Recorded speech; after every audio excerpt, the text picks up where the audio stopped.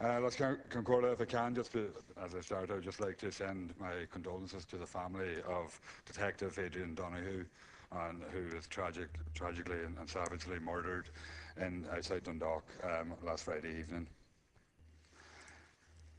Last Concordia, this motion, I'd like to speak to the government amendment that has been put forward to this motion, and say that I would be totally opposed to the amendment as it stands. The issue in this debate tonight and last night is around confidence, I believe. It's around the confidence that the public can have in the role that the Gardaí are playing in our local communities. Tomorrow in County Donegal, 5 Garda stations will close permanently. And they're in rural areas, in areas that will be left without the presence of the Gardaí in those areas.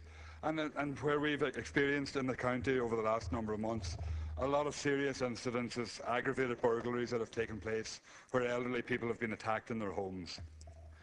And the closure of the stations, while the Minister is very quick to point out that these are stations where there's been very little crime activity and very little happening, but the closure of these stations removes confidence from the community. These are communities that have seen services being withdrawn right across the board over the last number of years, and now they see that the Gardaí have been withdrawn from their communities as well.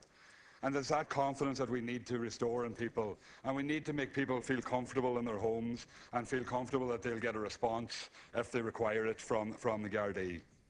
We have seen in Donegal in the last year a Garda having to hitch a lift to attend the scene of a burglary because there wasn't a Garda car available to him.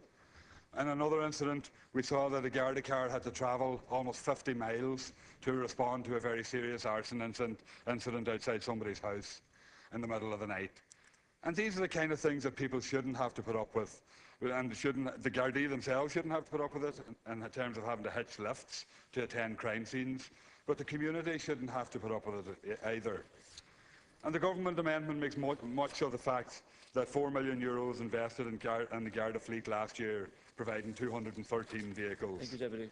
But this is in the context where 580 vehicles were lost since 2009 from the fleet. So what the Minister should be doing is restoring confidence in the community and confidence that they will have the service that they deserve.